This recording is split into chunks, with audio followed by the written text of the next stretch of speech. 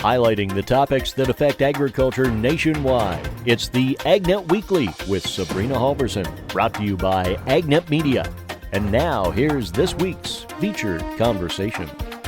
This week, I'm talking with Congressman John Duarte, a Republican and the representative for California's 13th District. He's also a fourth-generation farmer and serves on a number of House committees. I'm Sabrina Halvorson. Let's get into this week's AgNet Weekly. I like to start off talking about a victory. So let's talk about the appropriations bill that was passed. We got some things funded. What was in there that you're excited about? Well, a lot of my community projects. My district is very rural, very small towns, and a lot of the city councils don't have big grant writers and that kind of help to get into some of the grant programs. And so we got some, 9/11 call center projects, sewer line fixes, boring down to earth stuff, but things that can really tax a small town. For the city of Mendota, we got $5 million for general street improvements. For some of the small unincorporated areas, we've got other street and sidewalk improvements for them. They've never seen government resources come in, in even the low millions. So these are big deals for small towns. And then we got a couple water infrastructure and recharge studies and basin enhancements. So that'll help some of the sustainability for water and some of the farmers in the district. It was exciting. It was the first year we'd done community project funding requests, and we did, I think, quite well. And getting geared up to do them again this year. Yeah, I was excited to read through the list. There are a few things for my home area. I'm from the Madera area, and there were quite a few things for infrastructure in there as well. And like you said, some of these things may come off as, like the boring run-of-the-mill kind of thing, but you're right. They are vital to some of these communities. Where else is the money going to come from? When you need your storm drains replaced, or if you need something done with your pavement. These are important projects. Madera Mayor Santos Garcia sent me photos during the flooding last year where the sewer main blew out and cost the city millions of dollars. We got them $1 million for that project. We're happy to do it. What else? I think we got, storm drain, another $1 million for this Madera City storm drain pipeline replacement. So these are big amounts of monies for cities like Madera. They just lost their hospital. The community hospital went bankrupt there and had to close. And so it doesn't do everything they need, but it certainly takes some pressure off the city government. Most of our listeners, we focus primarily on a lot of agricultural news, but we have so many that are also rural who also rely on knowing that some of these projects are going to be done. And, often we hear that living out in the country, you feel a little left out. The cities get all the money. So it's nice to see something going to some of these more rural areas.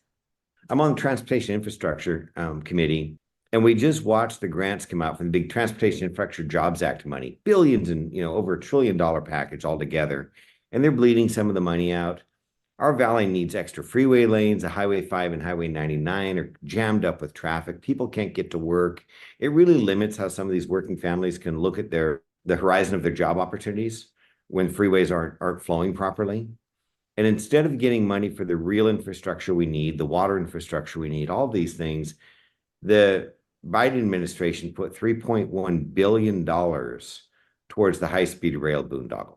And it was just insulting. It was so insulting to my district, Tom McClintock's district, David Valadeo's district, to see all this federal resource that we're going to be paying taxes on go to a project nobody in the valley supports, when we could be building things that are very, very necessary to improve lives in the valley. So sometimes we not only don't get our stuff in our area funded, but we don't get the stuff that we value funded at the expense of other government idiocies.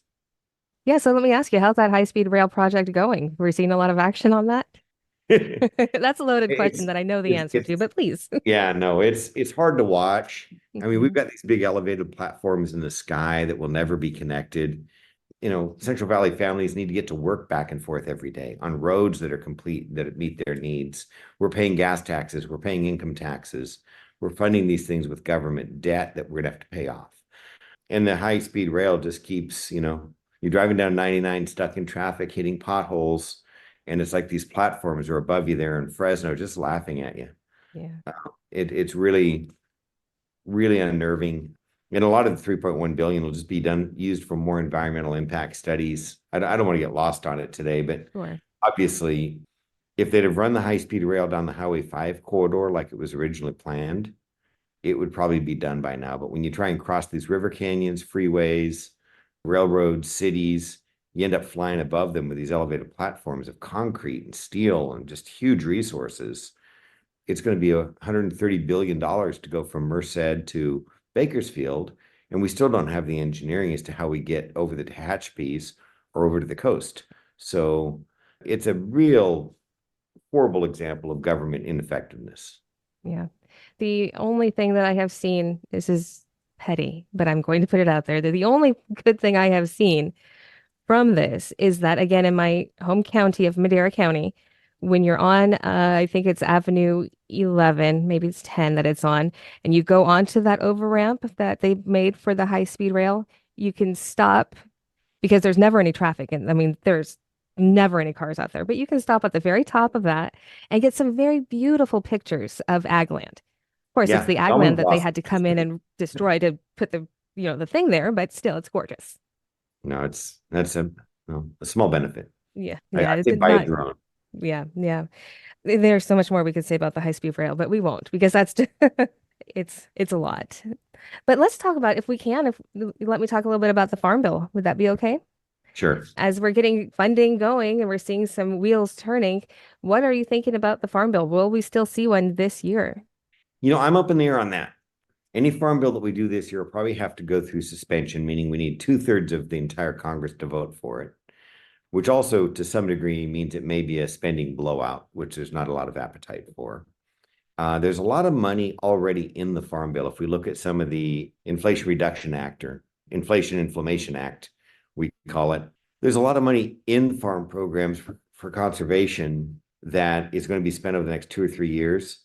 The logical thing that we need to do, which is what G.T. Thompson, our chairman of the Ag Committee from Pennsylvania, is proposing, is taking that money and smoothing it out over the next 10 years so we don't just blow it away in 3 years of really highly increased spending and then not be able to staff it or keep it. Right now there's a current bill out there to hire 1,500 Farm Service Agency people just to spend the money that's got to be spent within the next 2 or 3 years under the Inflation Reduction Act. So if GT can get a sensible extension on that money, pull it out, use it for the conservation programs for the next 10 years, not blow it all out at once, and then have a good farm bill that funds the commodity programs and the nutrition programs in a rational, reasonable way, then we've got something. But that's not what we're getting from the other side. Unless we can make a deal on that, I think we may be extending the 2018 Farm Bill, which is a good farm bill for specialty crops. It's known to be a pretty solid farm bill for specialty crops. So for California, it's not bad. We've done some good things for it with the appropriations bill. I'm on a bill with Jimmy Panetta, bipartisan bill called the Gates Act, which would take the income limit off qualifications for some of the conservation programs. If you want to use equip money to modernize your operation smog-wise or emissions-wise, if you want to use an equip grant to do a large recharge basin, these are things we want people to do, want farmers to do, even if they make more than $900,000 a year. And so by the Gates Act would make participation in conservation programs eligible for everybody, including bigger farms that can really have an impact on recharge basins and conservation. So even if the Farm Bill doesn't go this year, we're still going to do some good things to improve it. The income restrictions have been a talking point for some people because they really do keep some of the larger farms from being able to participate. And California does have some good size farms that could benefit from these conservation programs, hasn't it? They do. And in California, we're already going to have a shakeout of farms in California. We see it now. And I was talking to Rick Crawford and Austin Scott the other day and just off the floor in the House about ag pressures in our different areas. Rick Crawford's from Arkansas, Austin Scott's from Georgia. The land values are different, the crops are different, but the situation's the same. There is nothing that farmers are growing right now that's profitable. And we are all eating our equity away. I'm a farmer myself, year by year, continuing to operate. And a number of best of breed farmers, families I've known for decades and generations, have come to me and said, we can go one more year and then we have to shut down. Selling property to recapitalize in the soft market as we have now, with high interest rates, low exports, we've got to turn this ag economy around quickly, or we're not going to keep our family farmers in business. And a lot of them are above the income limits for some of the conservation programs. And regulations oftentimes kind of predict that these families are going to participate in the EQIP grants. You have to turn all your tractors in, but we're going to help you buy new ones. That works if you can participate in the EQIP program. It does not work if you get eliminated by the income limits. So I'm doing a bill also. If you look at the broad distress of agriculture today, it has to do, in my opinion, a lot with the retaliatory agricultural tariffs that were part of the trade battles we had a few years ago, and they stay there.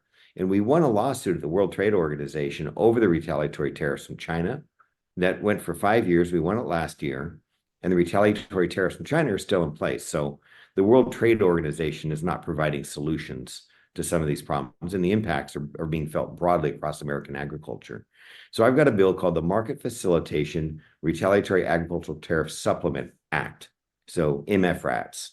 What it would do is take $6 billion out from the Commodity Credit Corporation and direct the secretary to refund that back to ag exporters to compensate them for the retaliatory ag tariffs against their products, if any. And so it would be very targeted. If you ship almonds to China and you have a 25% retaliatory ag tariff, we're going to assume that you had to drop your price 25% to compensate for that tariff, and the supplement program is going to put it back. What this will do is encourage American producers and marketers and shippers to clear the inventories, to ship those inventories into China, into India, into Turkey, where the big retaliatory ag tariffs are kind of holding back exports. We get those export markets back, and American agriculture is going to firm up because we'll get rid of those excess inventories and we'll get our pricing structure back to where the farmers are making money again and they can pay their bank loans, and we won't have a rural economic crisis as we're heading for now. Please correct me if I'm wrong, because it's always possible, but it seems to me, from what I have seen in the last couple of years, this administration has not had strong focus at all on agricultural trade until maybe within the last few months. I saw a little bit more coming out about trying, like you mentioned, India, about trying to do a little bit better with India, and a lot of that had to do with specialty crops. Do bills like this help bring a focus back into ag trade when we're not seeing it from the administration overall? Yeah, the bill I'm proposing, my MFRATS bill, is something that the Secretary of Agriculture would have the authority to do under the Commodity Credit Corporation right now. We did under the Trump administration, except it was the market facilitation payments were made to all growers. Well, that didn't incentivize any growers to export to the retaliatory ag tariff market. So it was good to have the support, but it allowed the inventories to build up higher. Giving everybody money and not keeping those exports around didn't help clear the inventories. So this is something the secretary could do now. Secretary Vilsack could just start working on a program like this right now with his current authorities. They're not. We're not seeing any aspect of this administration perform competently across the board. In fact, you can't even make a deal with them. We make a deal for NEPA reform under the Fiscal Responsibility Act. That's being stepped away from. The Supreme Court comes down with the Sackett ruling to protect farmland and other landowners from onerous wetlands regulation. We'll see. It looks like the Army Corps of Engineers and EPA are going to claim a great deal of the jurisdiction that they were told they don't have by the Supreme Court. And I think it was an 8 or 9-0, 8-1 ruling. It was ridiculous. As part of the Fiscal Responsibility Act, the debt ceiling negotiations, bipartisan deal, we agreed that the tribes on the North Slope of Alaska could do some oil leases. That's being reneged on. So this is not only an incompetent, sleepy administration. This is an administration that you can't make a deal with. It's that bad. And we've seen, what's happening at the border. They say they want to secure the border. We know they don't, because they've done everything they can to open the border. We can talk about economic growth and jobs in America, but if we don't drill American energy, if we don't drill gas and drill oil and expand that as best we can, we not only hurt our own jobs here in America, we export our industries to China and to India, where they're building coal plants and have cheap electricity and have that kind of abundant strategy. Meanwhile, we can't balance our books and help our friends around the world geopolitically. So this administration is a broad disaster, and we're trying to find ways to work where we can to improve things until we can get past this. You mentioned immigration, and is it okay if we talk about immigration and Sure. labor for a minute? Because there have been some requests for a long while to fix the H-2A program and to help with farm labor needs, which are crucial to California's agriculture, with so much of it being labor intensive. Have you seen any positive movement on that front? Well, there's negotiations going on. I mean, the H-2A program, the wage schedules that were put out by the Biden administration for the H-2A program must have been designed to crush the H-2A program. I mean, companies participate in the H-2A program because they need accessible, competent labor to run their businesses. Well, you can't just give everybody $20 or $25 an hour through the H-2A program on top of the housing allowances, the traveling, and everything else that's the responsibility of the employer, and have that be economic. By not making the H-2A program workable, we're literally forcing the exporting of our hand labor crops to Mexico. And that's simply what's happening. If you look at the million tons of fresh produce coming in from Mexico, it's gone from 4 million tons in 2000 to about 20 million tons today. And it's growing. It's growing at a very steady clip. We have rumors a lot of it's being financed by cartels. They're making a fortune off the open border. They're selling access to America for thousands of dollars. We're enriching the cartels by billions of dollars a quarter. And they're investing it and competing with our farmers here in America. And we're making really dumb policy moves to make it even harder for our American farmers to compete with that coming out of Mexico. So again, it's very difficult to find a place where this administration under President Joe Biden isn't making matters worse for American businesses, American farmers, American working families.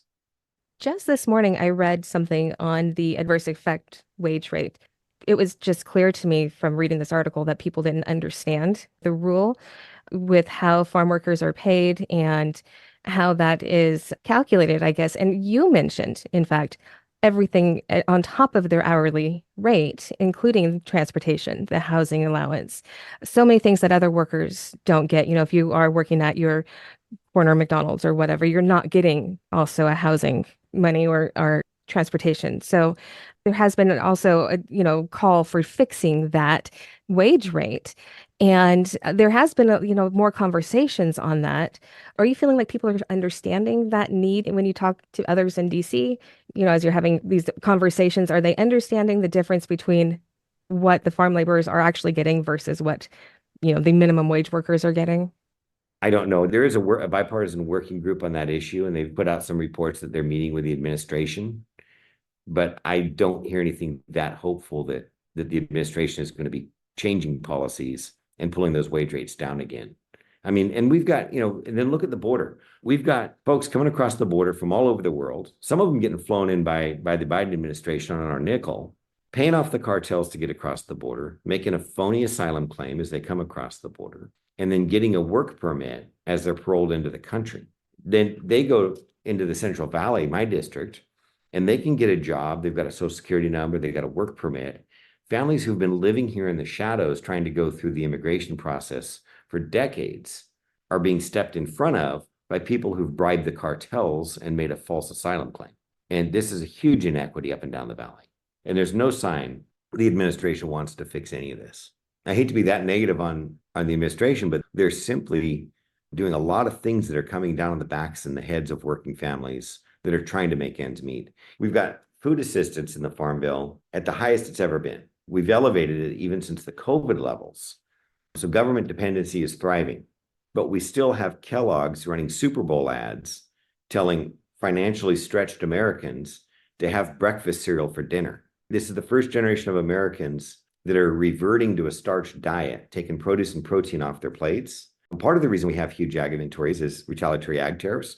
The other part is these anti-energy, anti-growth, anti-farming policies on the part of this administration have simply crushed the consumer. And the consumer can buy a bag of potatoes and not much else. When you look at housing costs, when you look at PG&E's electrical cost increase in the Central Valley, families are stretched. And we saw consumer debt go up in 2023 to record high levels. The credit cards are maxed out, the job opportunities aren't emerging, and inflation continues to mount. We're really looking at perhaps the first generation of American working families whose diets are actually being depreciated versus enhanced. Produce and the proteins leaving the dinner plate, and families are thinking more rice, more beans, it's all we can afford. This is a train wreck and it's a disgrace, especially in a country that has the opportunity to produce so much of its own food, its own energy. I'm using terms like lords of scarcity versus champions of abundance. I'm promoting that we need to have a discussion about resource abandonment. It's kind of a moral and political issue. When you don't drill your own oil and you enrich Iran, you enrich Russia by not drilling your own oil while we're depleting our strategic petroleum reserve, this is a disaster. And so farmers are feeling it and working families are feeling it. Our consumers that would normally want to buy a lot of our premium foodstuffs are broke because this government policies have broken them. And you can't make that up with a SNAP benefit. I respect that we need to keep the nutrition programs in place, but we cannot replace opportunity with dependency. It won't work. Yeah, and you said, when we bring this back around to the farmers and especially to our California produce, that is the type of thing that people tend to not purchase when they are, not making enough money and when inflation is too high. And then, unfortunately, because they don't know, they blame the farmers and say, oh, the farmers are making so much money off of this. Yeah. When we all know, we know that it's not the farmers making money off of that at all. They're struggling as much as everybody else in many cases. But Congressman, we started this on a happy note. Tell me you've got something to finish on a happy note with. What are you hopeful about right now? Well, I'm hopeful that we're going to quit abandoning our resources. We're going to start in the next couple of years, get our policies right. We have the water, we have the energy here domestically, we have the people.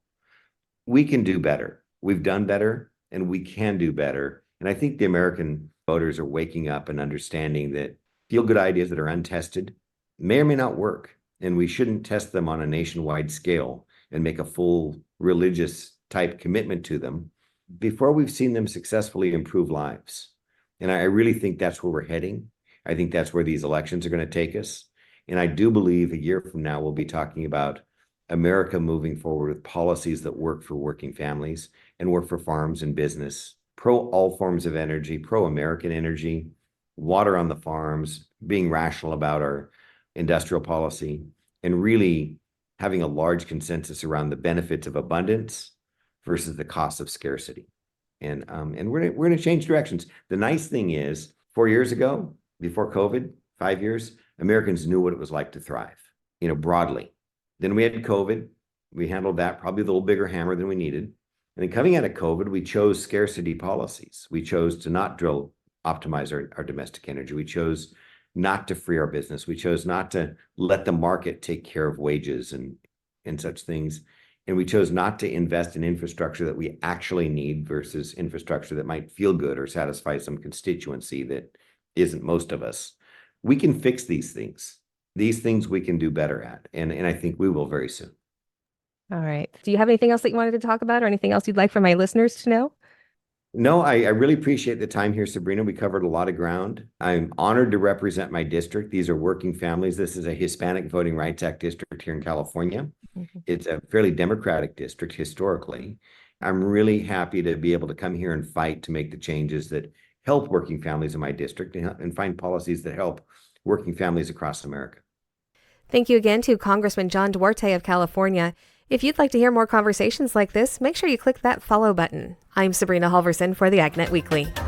Continue the conversation online by following Sabrina Halvorson on Facebook, X, and LinkedIn. And get more agricultural news at southeastagnet.com and agnetwest.com. This has been the AgNet Weekly from AgNet Media. Thank you for tuning in.